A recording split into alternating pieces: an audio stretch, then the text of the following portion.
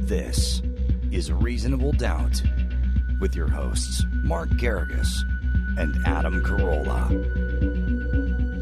Yeah, get it on. Got to get on. The church beginning to mandate. Get on. Welcome to the best hour or so in the universe. It's Reasonable Doubt. I'm Adam Carolla. That is Mark Garrigus coming to you from New York City. Good to speak to you, Mark. Good to speak to you. And I want to plug one of our sponsors. I'm going to have to start massaging my hair with whatever you're doing because you look like 10 years younger. It's crazy. Madison Reed, and mister. I'm looking at myself. I'm thinking, who's this old man who's hanging out with this youngster? It reminds me of earlier this week. I'm here in New York, and I had dinner again with Douglas Pinsky. Mm-hmm. And that is Dr. Drew's oldest triplet. And Jake's longtime partner in crime.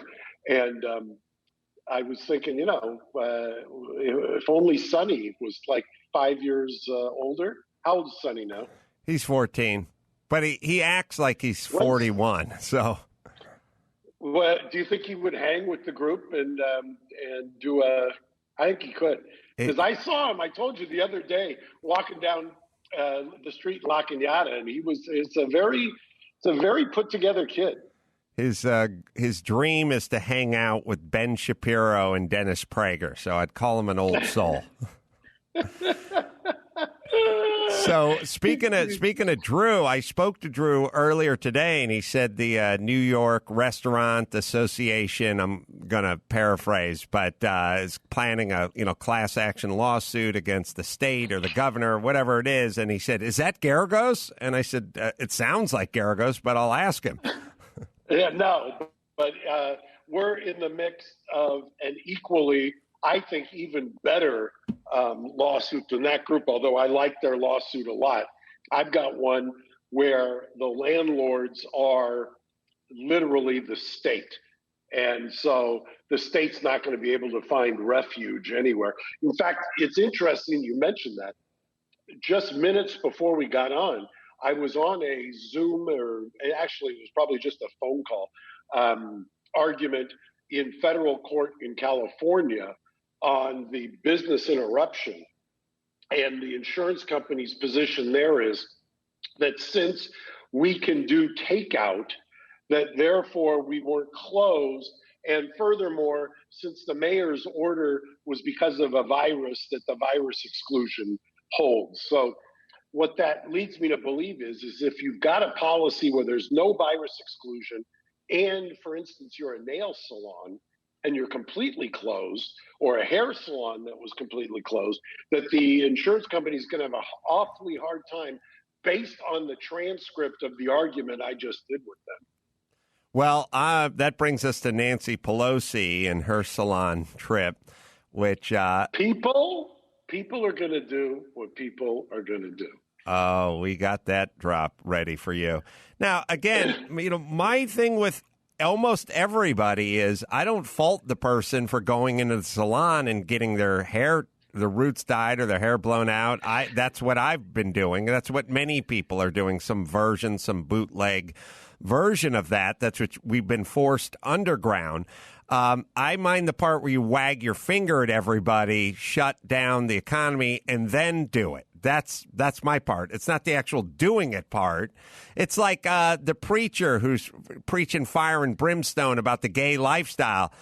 My part is when you blow a guy in the bathroom at the airport. I don't have a problem with the blowjob. I have the problem with the lecture before the blowjob. Well, I'd like to say we were early money.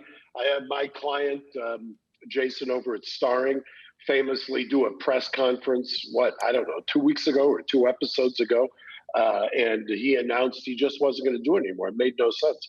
And it does make no sense. I mean, it made no sense from the get-go that you just made these, that basically that the politicians were making decisions as to who are the winners and the losers, who's essential, who's not essential. I just, that's not America. That's not our kind of capitalist society. It's not supposed to be dictated from up above. In fact, that's kind of a throwback to the old Soviet 5-year plan, where they would dictate, this is the group that's going to do well, this is the group that's not going to do well. And it's the oldest story in the world in America. Nothing turns off Americans more than hypocrisy. Right. And you're so right. Like, it's who are the winners, who are the losers? Trader Joe's winner, Amazon winner, losers, salons, churches, gyms. Those are the losers. Like, oh, did Mark fall off? Sorry. Nope, just his video. Keep going. Oh, okay. So anyway, so we have. And interestingly, I want to add to that a little bit. I want to dig in just a little bit more. How do you justify? I've got a client who sells patio furniture, and he's in, I believe, 6 different counties. How do you justify telling him he can't open, yet you've got somebody down the road at Target that sells patio furniture, but because they've got groceries in there, they're allowed to open? Or same thing with a Home Depot or something. How do you just start making those distinctions and not saying that that's a takings under the Constitution? I just don't get it. I never get an answer to it. Today's argument with the business interruption was, well, we've got a virus exclusion, and furthermore, even if we didn't, it's worse because you can't prove that the mayor Garcetti shut you down because your fine dining restaurant could have done takeout. I said, well, what are you talking about? And then the argument is, well, you didn't lose your property. You could still go in it. I said, yeah, but I leased the property or as a tenant to serve people who would sit down in it. The customers couldn't come in it. And apparently that's a distinction that's lost on the insurance company. It's a distinction that's lost on the politicians. And I think, I'm going to predict you're going to see one of the greatest cataclysmic economic meltdowns because of this nonsense. I see guys, I'm here in New York, they're going out of business by the day this week. I mean, every single restaurant, just in this little area where I am, all of my favorite haunts, all out of business. It's just astonishing. Well, so let me ask this question then. Speaking of businesses and what's going on, I'd heard once or twice that some of these businesses weren't insured for looters or weren't insured for being firebombed or versions of that. Is that something that's true? Do you have to take out a separate insurance for looters or for being firebombed, or how does that work?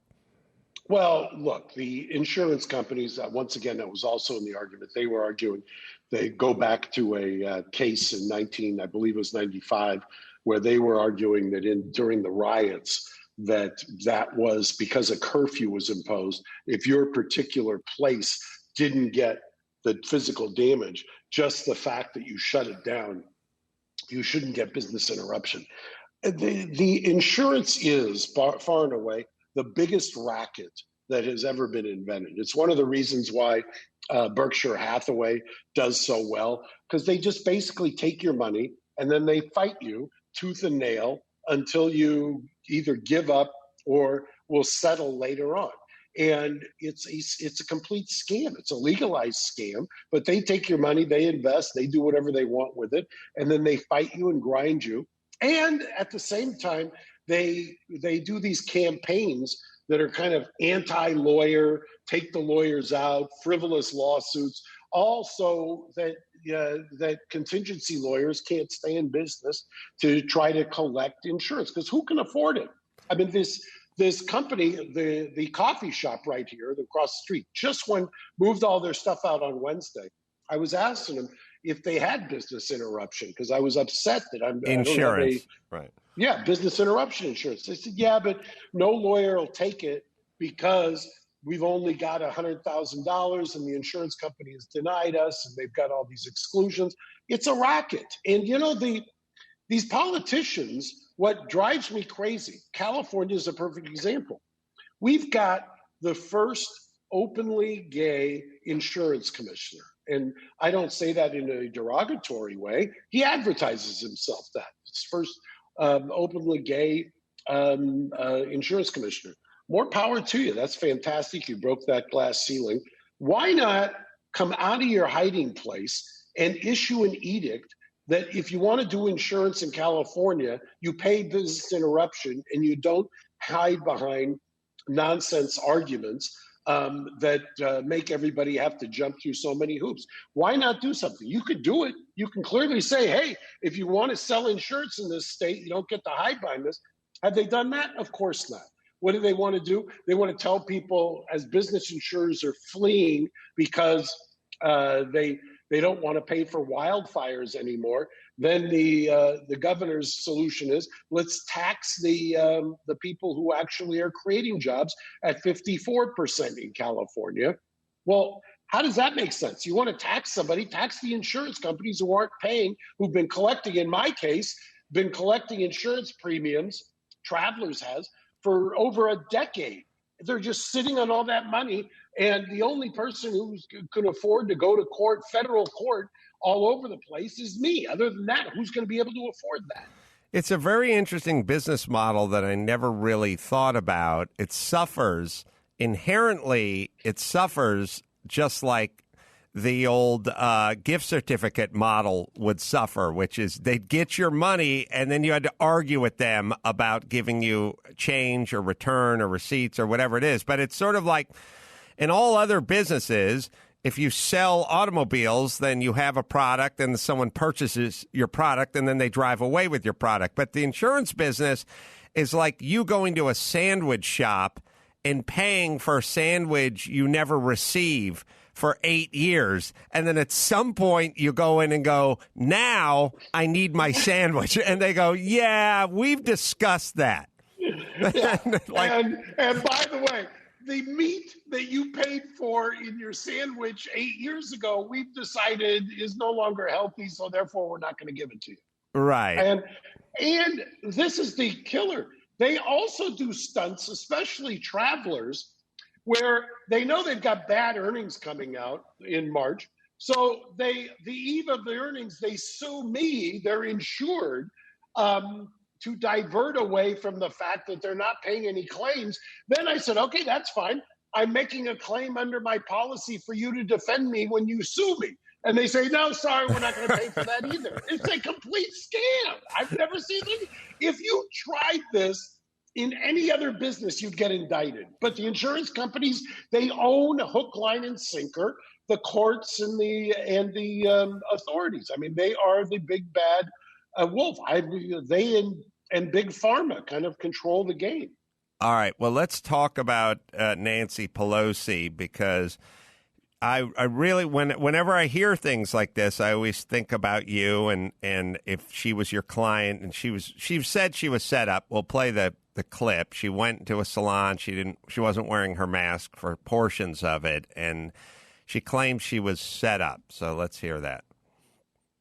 There are many over the years. I've been there many times. I appreciate the question, and let me just say this: I take responsibility for trusting the word of a neighborhood salon that I've been to over the years many times, and that when they said, well, we're able to accommodate people one person at a time, and that we can set up that time, I trusted that. As it turns out, it was a setup. So I take responsibility for falling for a setup. And that's all I'm going to say on that. Do you think you owe the service industry an apology? I just spoke to a San Francisco barber who's a fan of yours. He supports you, but he thinks you owe the service industry an apology. Well, I don't. I think that they owe, that this salon owes me an apology for setting up. This person feels like a sociopath to me. Like, that is crazy. First off, how do you get set up if you called and made an appointment? Now, she could have been set up and that she was filmed and they released it. That part's true. No, this is the ignorance of the law excuse. Mm-hmm. She's saying set up in the sense that I relied on them. Interestingly, again, always talking through the prism of my own experience, I bid on, I don't know, I'm going to say 15 Zoom court hearings or 15 court calls so far, suing by the way. I represent countless salon owners, countless nail salons, things of that nature.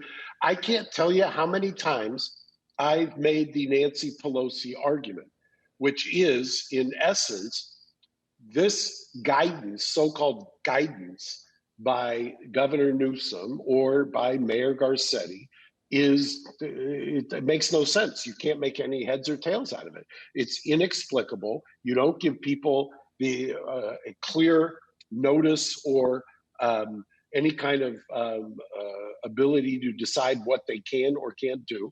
The exact same thing that happened to her, I've got a salon owner in a county of California who received a citation. We talked about it 2 months ago. Remember, I told you, I believe it's Riverside County. She was doing one customer at a time in her salon. The police came out and they cited her with a misdemeanor. I've got the guys last week, 2 weeks ago, we talked about on the show. The police came out. Gary, don't you have the picture of the police in the SWAT? Yeah, I'll put it up in a moment. Yeah. I mean, so this whole thing, I really don't understand why this is so difficult for most people in the criminal justice system. And I do think that judges are somewhat as soon as they make a step. There was one judge, Judge Chalfant, who made an order a couple of weeks ago. I mean, the ink wasn't dry on him stamping the order on one of I think it was Grace Community Church. And he was reversed summarily by the Court of Appeal. Here's our guy right here. That's what happened when he announced, he didn't even have somebody in there. He announced that if you do it one at a time, and they came and they gave him the citation. He got it. He was cited. Official officers in the background of the salon with the owner in the foreground taking a selfie, basically. We'll put it up on the website. Or you can watch this episode at youtube.com/Reasonable Doubt Podcast. Better yet. I always make this disclosure because all of the twits on Twitter will say whatever. I have a left bias. However, at the same time, I believe, set that aside and be able to judge, just be even-handed about it when you do it. To say that I relied on the salon owner and that I was set up, you know what? I don't doubt that she was set up. I mean, I'll admit some other bias. I took one listen to the salon owner in her interview, and it didn't take me more than 12 seconds to see that she was, if you had sent the central casting for a Trump supporter, that she would have been the person. Gary may have a little thing, you can beg to differ with me, but she appears to be a Trump supporter. And did she set up Nancy Pelosi? Probably did. But at the same time, you always got to watch out where you go. And I mean, yes, she feel like she was set up. Yeah. But at the same time, it's not like that anybody, everybody knows that all the women I talk to who go to salons tell me we go to salons who are bootleg open. They open it Friday night at 5:00 and they open until Sunday at 6. Do you know why, Adam? Why? Because they know the one time you're never going to find the state licensing board or the cops going to a salon is Friday night, Saturday, or Sunday. Right. So that's the time when they open up. You go in the back door, or you say the magic incantation, and you go in the front door, and they let you in and then close it up. I spoke to a woman in our neighborhood who's just seen people at her house, which obviously defeats the entire point of spreading the bacteria, the virus. It makes it worse. The whole idea is you've got a salon, you've got all of the stuff there, you've got something that presumably you know how to deal with. I mean, these salon owners are trained at levels that I swear to God, some of my lawyers aren't trained in terms of the science, the disinfectant, the cleanliness, the not transmitting stuff. The apocryphal story that the governor Newsom used originally in shutting down salons was, and I always forget the state. He says, there were 2 people, they were attendants in the salon, and they infected 130 some odd people. As it turns out, both of the attendants were infected with coronavirus. Both tested positive. Do you know how many of their customers, 140, tested positive? No. One. And they cannot do a causal link to the hair. We had a little technical difficulty there, but hey, can I say this, Mark? It's just. Yeah. Sorry. I'm sorry. I'm sorry to be on my soapbox. No, I it's want all to right. hear you. Well, I want to hear you more. The thing about Nancy Pelosi being set up, if that's the case, then every time a John, gets busted for soliciting prostitution with a undercover policewoman, that's a setup. Like, I don't like it, but that's kind of how we do things. When you open a house up and you say, hey, pedophiles, I got 11-year-olds in here and they want to party. Everyone who shows up gets busted. It's a setup. It's a setup. What was the name of that guy, Richard something on Dateline, who used to always do the online setups and then sit there and have the guy sit in the kitchen when he revealed himself, the online predators? Chris Hansen. I'll tell you the best part. Right? I'll tell you that there's two good parts about those episodes. One is he always confronts them in a very nonchalant kind of way, like hey, you getting ready to bugger this guy? The girl, the undercover woman. Oh, I want to ask you, there's a legal question I've always had in my brain about this, and I want you to tell me. People hate me because I'm trying to figure out legal ways to get out of being busted for being a pedophile by Chris Hansen, and I have two techniques. One of them involves me, and the other one's going to involve your expertise. So first things first. I always said, if you meet someone online and they live in the Fresno area, and you're going to drive from Victorville, and you're going to make the pilgrimage over there, and you think you're going to party with the 13-year-old, the best $8 you'll ever spend in your life is when you get about 20 minutes outside of the town that the underage gal lives in, order Domino's pizza, small cheese, just a plain cheese pizza, and then just park it out front of the address and wait for the pizza guy to hop up there. And if they open the door and you see a boom mic come out of the door, then you keep driving.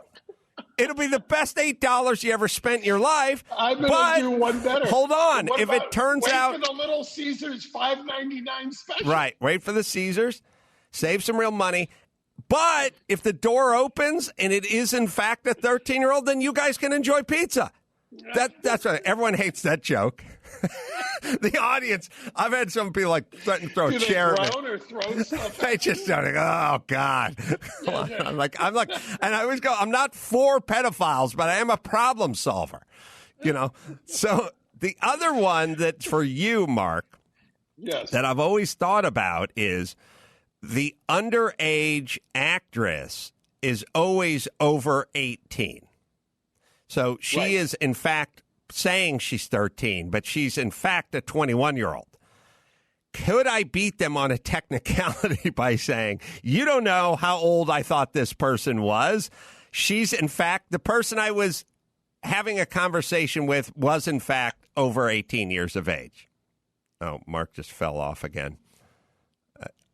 Right when I hit him with the super important question, he falls off. Could you make that argument? Yes, absolutely. You can make that argument. I made that argument in Alhambra a number of years ago. Were you alone and drunk, or was this I was in a courtroom. Oh, okay. I think the factual, as I remember, the facts were that my guy thought she was underage and she was not underage, and they wanted to prosecute based upon that, and it didn't work. I had another case about 15 years ago. There's this thing called the Protect Act, and this one always just, for some reason, logically or legally made no sense. Under the Protect Act, if you had the mental state to, and I think this guy, I want to say, flew out of Philadelphia or New Jersey, somewhere, one of those states on the eastern seaboard. when he did not commit the sex act here, but he had the intent, according to the prosecutors, to commit the sex act in another country. And I think at the time, as I'm remembering it now, I think it was Pennsylvania. And his intent was to go to a country, and I believe it was Moldova, where the age of consent was 15 or 14, and he wanted to go have homosexual relations with boys over there. And so they prosecuted him for that. And I think the argument at the time, it wasn't successful, but the argument at the time was, well, if the age of consent was 15 here, and at the time it was, and mind you, back in 15 years ago, the age of consent was as low as 14 in many jurisdictions, meaning many states in the US 15 years ago, age of consent 14. So you couldn't make the argument that you were with an underage. But you want to, just as an aside, you want to know a great joke? This is probably why Jake is so traumatized. So I had my assistant, this is 15 years ago, Jake would have been about 13.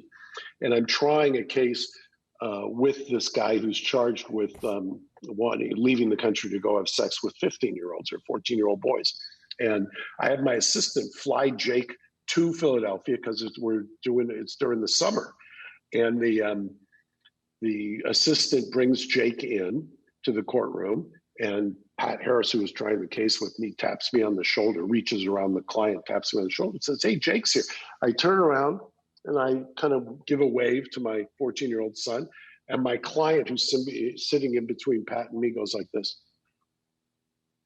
Oh, double take. Double take. Jake, which became Jake referred to him as double take ever after.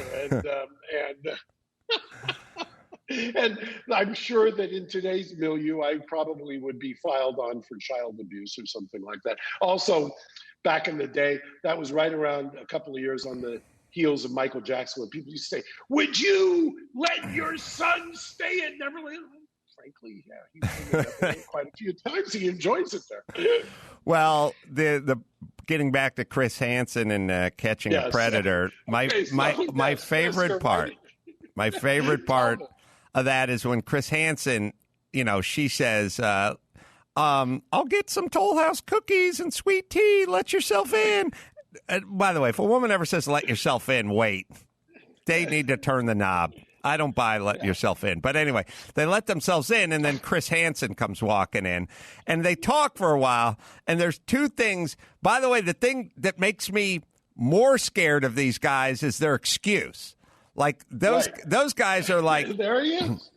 Yeah, so those guys will be like, no, I didn't drive from Fresno. I didn't drive out to Fresno to have sex with her. Oh, what did you want to do with her? Talking about a 13-year-old. Shoot some pool, hang out a little bit, have a few beers. Like, wow, you're now scarier than the guy who wanted to have sex. You wanted just to shoot some pool and have a few beers with a stranger, 12-year-old, 13-year-old. I don't believe it, but that's a crazy story. But then at a certain point, the guys are nervous. They go, "Look, I screwed up. I shouldn't have done it. I'm sorry. I'm never going to do it again." And then at some point, Chris Hansen goes, "You're free to leave." And you see the guy go, "Oh, thank God I got out of this thing." And they take 2 steps off the patio, and the Fresno Popo, this is an interesting thing that you would like. They yell at the guy, "Get down, get down, get down." And as the guy is dropping to the lawn, they all dive on him. Like they yell, "Lay down," but they still tackle him before he actually gets to lay down.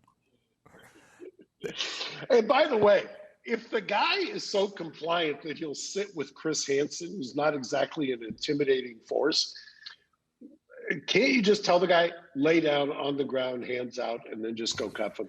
I've noticed that what cops do is it sort of reminded me of when I was at the Burbank airport and the cop pulled me out of line and he goes, "Could you go ahead and turn around for me?" And I started to turn around. He went real fast. And I'm like, I'm 1 second away from being rotated.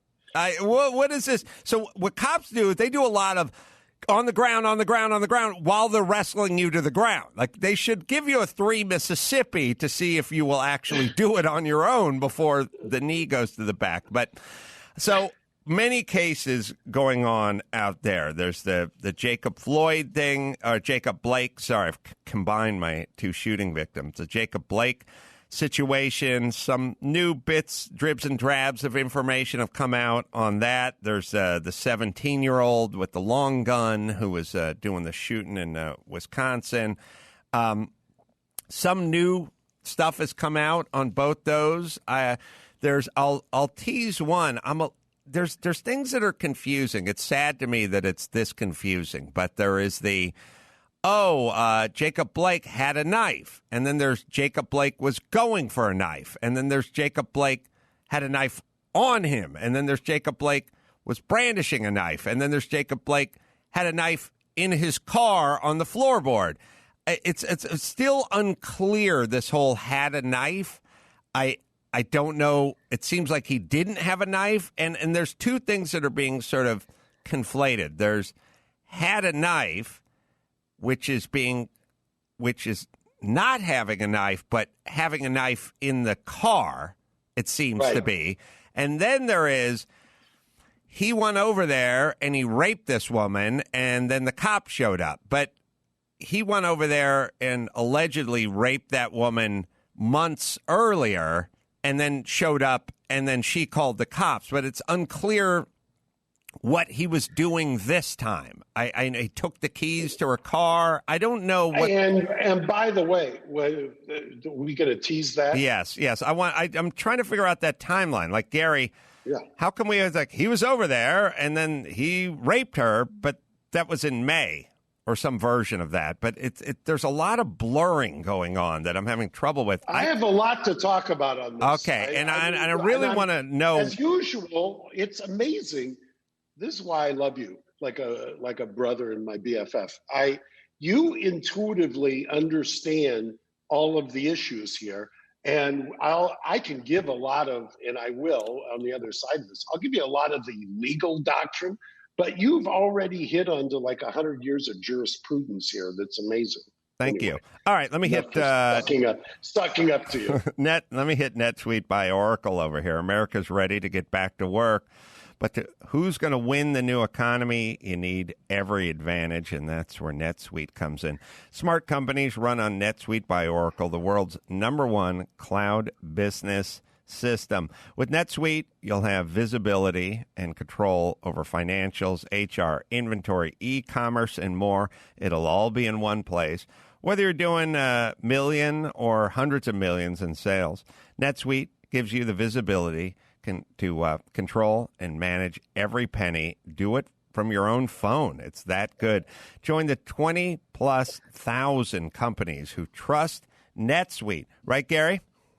That is absolutely right. NetSuite surveyed hundreds of business leaders and as they assembled a playbook of the top strategies they're using as America reopens for business. Receive your free guide, 7 Actions Businesses Need to Take Now, and schedule your free product tour at netsuite.com/doubt. Get your free guide and schedule your free product tour right now at netsuite.com/doubt. netsuite.com/doubt. So what do you know, Mark? So let me tell you a couple of things here. I think we had mentioned last week that when you say armed with a knife, the armed with a knife, if what you're saying is armed traditionally means it's in your possession. So that means we just told the story, Jake, about double take. Sorry about that. I'll take one more. Yeah, Jake just walked in. We just told double take. Did it traumatize you? It was very traumatizing. Almost as much as Douglas Pinsky come into the house a week ago, and it took him 3 days to vomit out whatever he had ingested when he was there. Tell Jake if he takes off his chef's bandana and hangs it out of the right rear pocket of his Levi's, that'll send a message to the rest of his community that he's open for business. I can't tell him that right now. I'll traumatize him later. So part of what armed with a knife means in your possession. and that means actual possession. It's got the word arm right in it, if you kind of think about it. You right? have to be personally armed. Now, you can use that from a legal. Yeah, there's Douglas right there. Thank God he's over 27. I know. Right? Yeah. This picture, you guys never look drunker. Yeah. All right. So armed. Armed. So you can still be, for instance, if he's a felon and you can show that he had constructive possession of the knife in his car, that you could do felon with a, armed felon, and that would be okay. But for purposes of a cop using force, do the analysis. The cop can't just say, just because somebody's got a knife in the car and you see a felon, you don't get, and the felon is fleeing, even if that's on your best day, you don't get to just shoot and kill the felon. This isn't like Call of Duty for felons where you just come out and shoot them. That's why, what do the cops always say? Cops always say, he made a gesture for his waistband. I was in fear for my life. Boom, boom, boom. And we're taught to kill center or whatever. But they didn't say that at first. Now you go into the Twitter sphere and people are blowing up photos. And this looks like it's a knife. I can't tell you how many cases where it's a cell phone. Somebody's holding a cell phone, and the cop story is, I shot and killed him because I thought it was a weapon, and it turns out it was a cell phone. And by the way, he was unarmed there, or inevitably you'll find a weapon, 20 yards away, and they'll claim it was thrown. Right. So, okay. Yeah. So that's that. Now, number two, there was the gentleman who was just killed by the cops in Oregon. Oh, Oregon? Oregon, who was accused of killing a right-wing Trump supporter, and supposedly he had a gun. Oh, that guy just got shot? His name is Michael Forrest, and I think it's Rittenhouse. And yes, they issued a arrest warrant for murder yesterday afternoon, and they located him in Washington State, 120 miles or so away from Oregon. And when the U.S. Marshal Service and a big team attempted to arrest him, he reportedly brandished a handgun and was killed in the ensuing exchange. Well, tell August, because he hasn't booked for Monday. I saw that guy's doing press conferences from his land in Oregon. Sorry, a morbid joke. Go ahead. I know, but we're in a whole new era. Gary and I have been texting back and forth today. Kyle Rittenhouse is the guy with the long gun who is now kind of a cause celeb, at least apparently, for supposedly defending himself. Let me state a couple of legal theories. Unless I'm missing something. Are we on Kyle Rittenhouse now?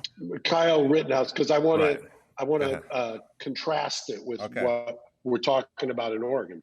Kyle Rittenhouse, people are saying, well, he was there and he came armed across state lines to defend property. You don't get, as a civilian, you don't get the right to defend property by using deadly force. It's never been the law. There is a castle doctrine where if somebody is advancing on your castle, your home, can you use deadly force if you've got the requisite amount of fear? Absolutely. But to stop a looter, probably no way, unless you're going to use kind of the law enforcement standard script, which is, well, I was chasing a guy and then he made a turn and I thought he was going to shoot me or do some damage, and so therefore I returned fire. Just chasing a fleeing felon on the basis of property is a hard enough task in most jurisdictions for law enforcement, and generally is not going to work for civilians. I can't tell you how many of these cases we've had over the years, usually in the context of a civilian security guard who shoots somebody who's leaving, who's just supposedly or allegedly committed a petty theft. And I'll give you another one. Remember the case I tried a couple of years ago on Hollywood Boulevard where the transvestite had knifed one of the four guys with my client. Then they had chased and pushed her down and then ran away. And I argued fleeing felon, and I literally had to throw a fit. It was at first denied. She wouldn't even give me the fleeing felon jury instruction, but then subsequently said she would. But then by that time, LAPD had committed Brady error and the case was mistried. The judge, female judge, you're talking about. Female judge, correct. Yeah. Yeah. Now, did your client punch this person, and is this person deceased? No. My client's with three friends. The four of them are walking down the street. The transgender has what I always call is a carpet knife, where they have the razor blade in the box cutter, utility knife. Utility knife. And it's obvious.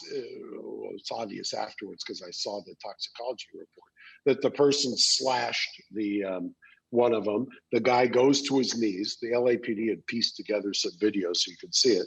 And then the three remaining guys chase this complaining witness, the assaulter, and gets pushed to one person gets pushed to the ground. One person kicks. I claimed my client, and the video supported this, jumped over, but he was charged in any event. And we, like I said, we tried to get a fleeing felon. You would think if somebody knifes you, that's even more of a compelling case for a fleeing felon.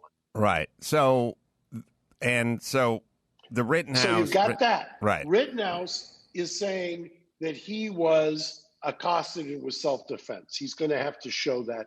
The videos are inconclusive as far as I can tell. Then go to Oregon. Oregon, the now deceased young man who they had a warrant out for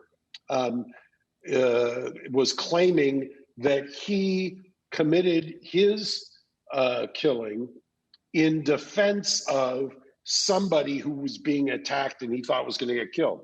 That is a defense of third party. So if I see somebody attacking you and I think you're going to get killed, and I've got a belief on that, a founded belief, I can use deadly force to prevent you from getting killed. That is a defense. To say I'm going to chase somebody who just broke into engine company and chase him down the street and shoot him, I can't. That's not a defense. What? But I think in Rittenhouse's case, he's saying he was being chased. Correct. He's saying he's being chased. Then you get a confluence of both of these. You get whether his story is, or whether it's going to be, was he being chased because he chased somebody first for a property crime and then tried to shoot them? And if he did that and then is being chased, does he get to use a self-defense on that? It's a fascinating, just divorced from all of the political and kind of crazy ideological divide. As a criminal law kind of hypothetical, it's fascinating because in Rittenhouse's case, there's a changing dynamic as to when he can use force. He may not have been able to use force initially on somebody who was doing a property crime. However, if he's being chased and somebody is trying to kill him or do him bodily harm, he can use a reasonable amount of force back. So you see where how that works? My layman's sort of take on it is you really need to, if you're defending him, you really need to drill down on the initial shooting. The second shooting where he's running and he trips and someone has a handgun and another guy hits him with a skateboard, that's all self-defense. It's the shot that came before that. That's where you're going to burn your calories if you're trying to defend this guy. The second part, you have video of it. There's a gun. He gets hit with a skateboard. It sort of takes care of itself, the second shooting, in my mind. Right. The first shooting's the one you got to clear. And if you don't clear that one, the second one is meaningless because you don't get kind of this immunity, retroactive immunity. So it's an interesting kind of morphology that unfolds, and you've got to be able to deal with the beginning. And that's one of the reasons why I think Mr. Pierce, who's apparently defending Rittenhouse, has taken so much grief by the criminal defense community for putting his client on the cell phone from custody and have him making statements and things prior to actually seeing what all the evidence is. It's a dangerous kind of, very dangerous kind of tack to take. But, you know, some people do unorthodox things in unorthodox cases. Well, maybe for that attorney, maybe there'll be some good news. Maybe you'll free Scott Peterson, and then all the ire will turn back to you as the world's most hated attorney versus the guy that's protecting him.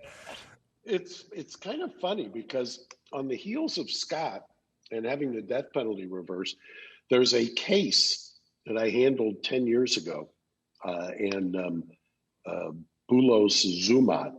And that case was profiled on 2020 and Dateline. You know, Keith Morrison, remember, he used to be our anchor man in LA. And then he went on to fame and fortune as being the Dateline guy. And that case was famously, at one point, my client was accused and was convicted at the time of committing an arson to cover up his murder. And the only thing that was left of his girlfriend were her 2 implants. At first, they couldn't even, because the house had burned down, and all that was left were the serial numbers on the implants. And I think later they made a partial identification there. And that case was reversed for the DA putting on false evidence and ineffective, and just within the last 36 hours. So there's quite a bit of, a lot of times these cases that garner so much publicity and kind of ire at the time, through the prism of 10 or 15 years later, you start to see, wait a second, maybe we got somewhat carried away in the moment, I think. I have a case for you that is it's a pretty straight up cop shooting a citizen, a minor citizen, by the way. The citizen is Hispanic and not black, so it's not really a narrative that the news is really running with, but there's body cam footage of, a cop just basically shoots a guy in the back of the head. Now, the guy's a big-time criminal, so I don't care, but he was fleeing, and he was, over a fence, and the cop just shot him right through the fence, just in the back of his head. You must be familiar with that case, or at least have seen it. I don't know. Is it in the Bay Area or Fresno or something? It was up north from where we are. And that also kind of is a good transition, or at least kind of lets us explicate a little bit. Unless the cop knew and there was some compelling reason, you don't get to do your investigation after the deadly force. I mean, so everybody who says, well, it's a multiple felon or did this or did that. Yeah, okay. But that doesn't let us go back to Call of Duty felon and you get to just take out felons. That's not the law. I mean, you want to change the law to just say you can shoot felons on sight. Then why are we incarcerating them? Just have the death penalty for anybody who gets convicted of a felony. But that's never going to stand muster. So the idea that somebody gets killed and it's a bad shooting, you don't excuse the shooting by the status, if you will, of the decedent. The person who you kill could be a bad person. In fact, it's one of the things that's always kind of intrigued me about when people in my early days used to say, well, what do you do? And what if somebody says they're guilty? How do you defend them? And, the Constitution is set up that you do that defense. And I always say, I don't lose sleep over that. I lose sleep over the ones that I believe are innocent. And by the way, do you ask when you meet an oncologist, do you ask the oncologist, do you take care of people who've got cancer if they're bad or if they're a felon?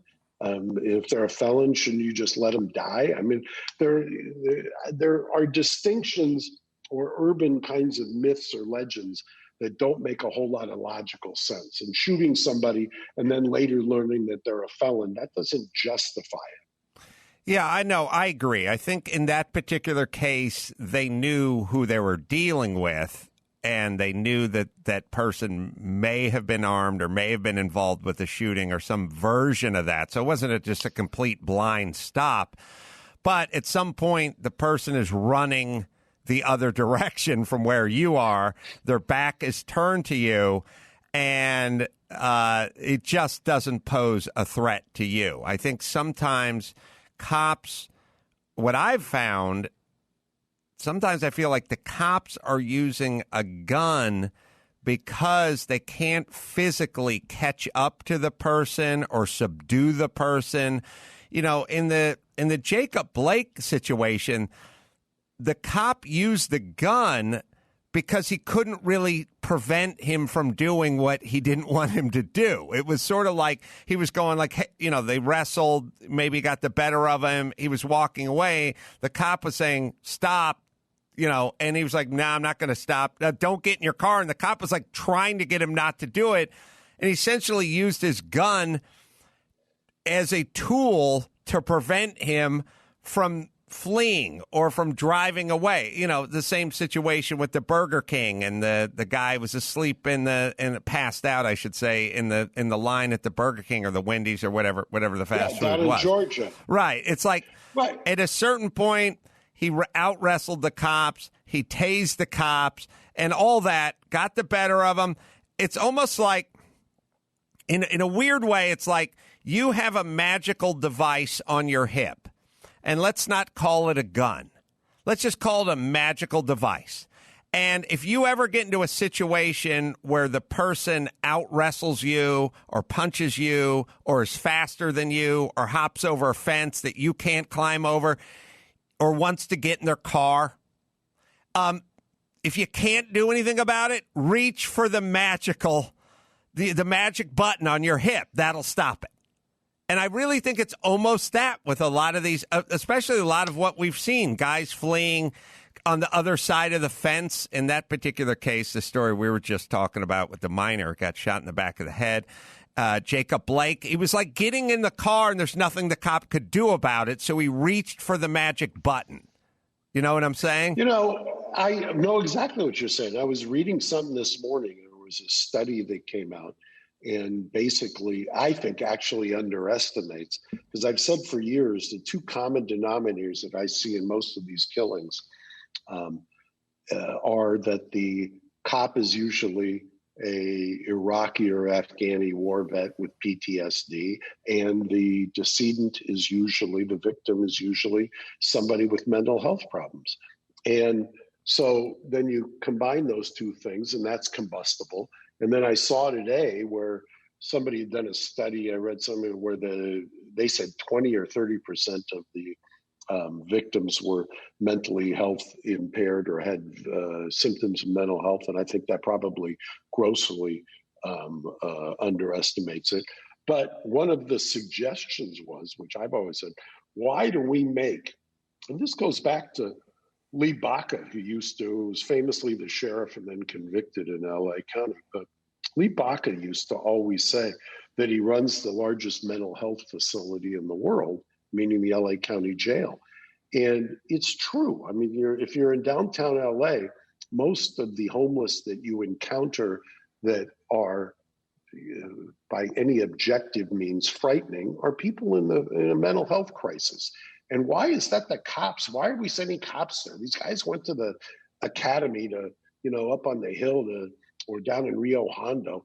They're not trained with de-escalating this. Your magical device is a perfect example. The magical device should be between their ears. And they're not trained for this. Let the mental health professionals deal with this. Have some kind of a SEAL Team 6 of mental health whenever you've got somebody who's in a crisis. Because clearly, anecdotally, and now it looks like from a sociological perspective, it's clear that this, and it drives me crazy when I see our vaunted governor talking about homelessness is job one. Well, then deal with the mental health crisis, number one. Stop talking about building more affordable housing. You can solve that problem. The bigger problem, the one that affects or impacts people on a daily basis, is the mental health crisis. I agree. And then there's another component that exacerbates it, which means it can be mental health and substance. I was talking to Dr. Drew about this. I mean, you talk about a couple, take three of the biggest high-profile cop shootings of the last several months. You have the George Floyd one. That guy was out of his mind. I mean, he was beaked out of his mind. I mean, I don't know if he was hallucinating. He didn't want to get in the car. He couldn't breathe. There was a fentanyl thing. I mean, he had huge levels of drugs in him. And I don't know that the cops are equipped to de-escalate essentially somebody, for lack of a better term, having a bad trip. Like, he couldn't get in the back of the car. He was like, I can't breathe. I got to get out of the car. He was beaked out of his brain. The guy at the fast food place was drunk enough to pass out in the fast food line.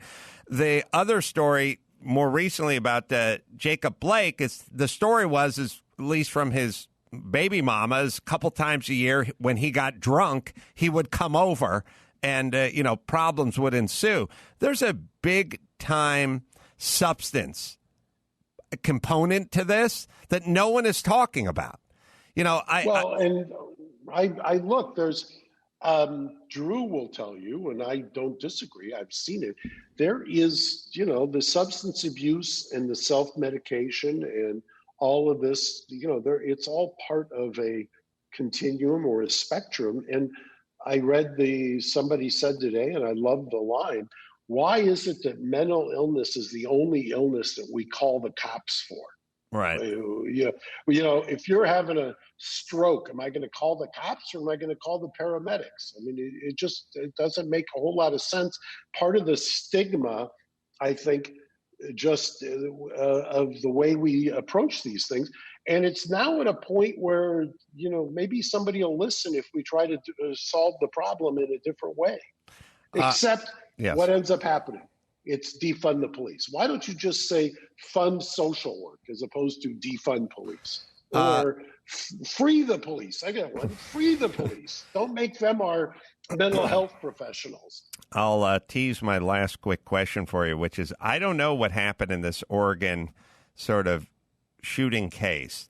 Was the cops, was that a good kill, a bad kill? I know he had a gun. Was he giving himself up? I'm going to make a prediction after you tease. Okay, let me hit. We'll leave after this tease. Madison Reed, so Madison Reed has been around for a while, and Madison Reed made high-end hair coloring for women, and women loved it, and eventually they said, well, what about the fellas? And they got a beautiful gray blending, natural color, your hair and your beard, by the way. You can see the before and after shots on their website. No shoe polish look. It is very nice. Lynette likes it for the ladies. I like it for the men. And you get a kit. You get your hair color online. You get the right shade, the right tone, and then you just put a dollop in these gloves they give you, and you just kind of put your fingers through. My color is called Autumn Mist. Because I'm a summer. No, I don't know what it's.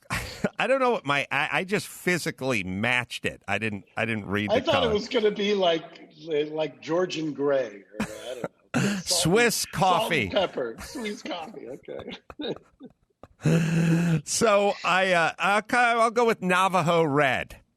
I'm just naming. I'm naming paint I used to work with back when I used to paint commercial offices. Look. The point is you match your color up, you put a dollop in your gloves, you just sort of run your fingers through your hair, then you put a dollop of the activator in there, and you just do the same thing. You let it sit for 10 minutes, you rinse it out, and all of a sudden you have, very naturally, more pepper than you do salt. Right, Gary? That's right. Go to MadisonReedMr.com. That's MadisonReedMR.com and use code Carolla for 10% off plus free shipping on your first box. Again, that's code Carolla. All right, so I don't know any of the particulars. Here's a narrative that I'm going to suggest. This guy was if you believe what you read, The victim was somebody who identified as a leader, sponsor, supporter, whatever you want to call them, affiliated with Antifa, and was killed by unnamed federal agents. So you can see where this is headed. You want to let your mind go wild? Mm-hmm. Well, I think he had a BLM tattoo on his neck. So I don't know if he was more Antifa or more BLM or both. He described himself on social media as 100% Antifa. Oh, all right. Well, no room for BLM then. Yeah. And Gary, am I right? What the early reports is that he was killed by a unnamed or unidentified, at least when I was reading it this morning and trying to get caught up, federal fugitive force or something like that? Yes, it appears by most reports that force was a intergovernmental squad comprised of a lot of different agencies, but headed by the Marshal Service. Yeah, we're in some very interesting times, I'll tell you. And do we know anything about if he fired a shot or? No reports of him firing a shot, but apparently when confronted by armed officers, he brandished a weapon and threatened the officers. It's so impossible if in fact you have a weapon or holding a weapon. There's almost no scenario where you could actually drop it or put it on the ground or do anything that can't be construed. The shot in the head kid who dropped his arm. Like it's an impossible argument to make. I mean, you and I know what the truth is, but I'm saying it's nearly impossible to say he had a gun and then he moved. Right. You know, I told as I'm screaming, drop it. I told you when I was walking by your house a number of months ago and a sheriff's car pulled up and the guy jumped out the shotgun and started running toward me at night and pumped his shotgun as he was running toward me. All I did is hold my arms. I didn't raise them. I didn't want to make myself look bigger like I was trying to scare a furtive movement. I literally just stuck my hands out as wide as I could, right to left, just Jesus on the cross. I just put my hands out. It's kind of interesting, and I don't know where you stand on this, but should there be a kind of universal pose, like a cop's running at you with a shotgun? I have no context for this. I didn't know whether to drop down or put the hands up or put my hands down. I didn't really know what to do, so I just instinctively got my hands as far away from my body as I could by sticking them out right to left. And I can't tell you how many cases I've had where somebody's been shot just for raising their hands, and they said, "Oh, I thought I saw something in the hand, and when he raised his hand, I shot him."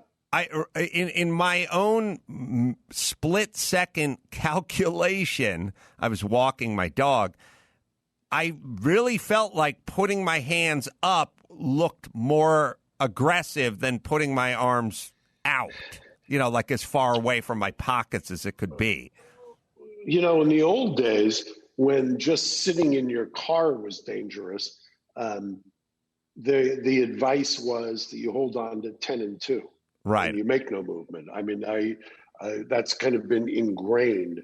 And you have to resist the impulse to pull into your center console and pull out registration or your license or wherever you keep it, or you keep it up above in the visor.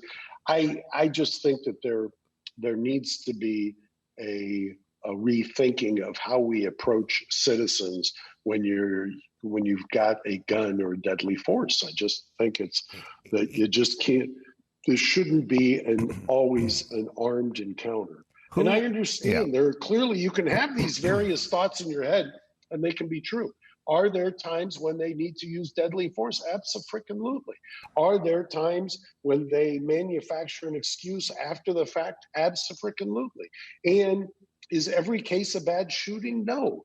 But are many cases bad shootings? And why do we have a problem? And why are there people protesting in the streets? Because too many people, I've seen it. I used to, I would become jaded by it just sitting in the criminal courts building for years and watching guys just lie repeatedly on the stand with impunity. So I get it. I understand it. I have a last sort of cynical question in a world where The police sometimes like to control the narrative by letting out dribs and drabs of information that sort of help their case, or by not releasing body cam footage. You know, they like to steer things quietly through sort of letting out toxicology reports and things that work for them, right? This knife and this Jacob Blake thing, this knife, you know, I've heard people talk about a knife that had the brass knuckles like kind of woven into the handle. And then there's me who has a pocket knife in the console of my car just so in case I need it. It's not really a self-defense thing. It's more of like open a box kind of thing, or, you know, cut an apple up while I'm waiting outside or whatever it is. They don't say what kind of knife they're talking about. They just say a knife. And to me, there's a pretty big difference between a smallish pocket knife and, Rambo's Bowie knife, right? If, in fact, it was Rambo's Bowie knife, would they let that out? Would they say that kind of knife? Let's say it was a dagger or again, a knife, a machete. You know what I mean? Like something. Almost always. I mean, I think the fact that they've already said armed with a knife, and the fact that it appears, at least so far, that it was a knife in the car tells you all you need to know. I mean, it's the same reason when they use the term. I know all of a sudden people have kind of glommed onto it recently. I've been complaining about this for decades. Officer-involved shooting. What does that mean, officer-involved shooting? The officer wasn't shot. The officer did the shooting. Right. All right. We're going to do stand-up. I'm doing stand-up, and I'm doing live shows, and I'm going to circle this around to Garrigus, by the way. I'll be in Tempe at the Improv over there, September 18th and 19th, doing stand-up and live podcasts as well. And then Rob Schneider's going to be up on stage doing the live podcast. And October 2nd and 3rd, Salt Lake City, Wise Guys, we're going to do a live Reasonable Doubt out there. That'll be October 3rd. And we'll do a matinee show there. Now, I talked to, the 4th? It's 4 p.m., I'm sorry. Oh, 4 p.m., sorry. It's on the 3rd. It'll be 4 p.m. Good for me. I get to do 3 shows that day. But I talked to Mike, and I talked to August on the ride in, and he's like, don't forget to plug the Reasonable Doubt live show. And I said, are we flying in with the Garagos? And he said, I think so. Yeah. Oh, we are? Yeah. Oh, good. The only question is, there's only one question that we'll leave to is whether you're flying back out with me. We did it one way in San Antonio, and I file it under the blessing department.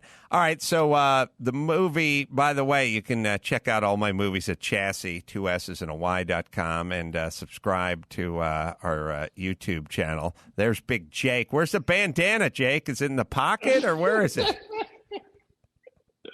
Guy's putting the mask on. Is that better? No, I meant the one you normally wear, the chef one, the one Al Pacino wore in Cruising.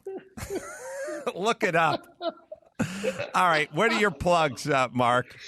Oh, get up to the Hamptons to the Capri Hotel, Naya, pop-up restaurant. Michael Pitsonis is there.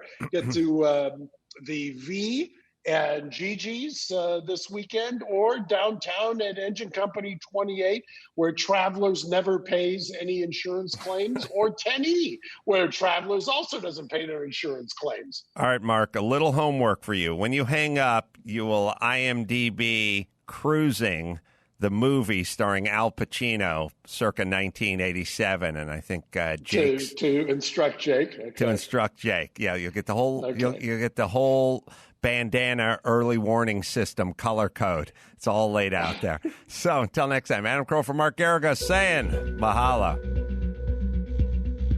Thanks for listening to Reasonable Doubt.